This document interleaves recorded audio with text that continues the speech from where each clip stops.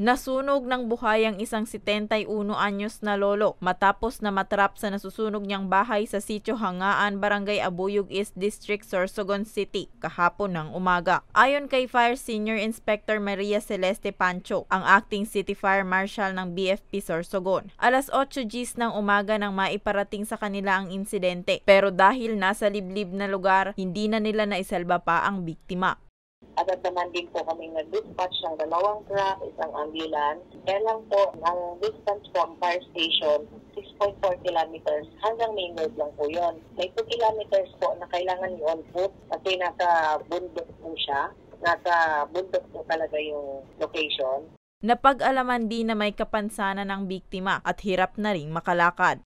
Based on investigation ng ating mga investigador, asthmatic daw din po si victim natin.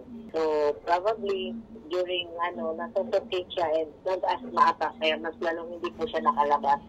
Tinitingnan naman na sanhi ng sunog ang napabayaang niluluto ng biktima. Para sa mga balitang Tatak Bicol, Rose Bilista.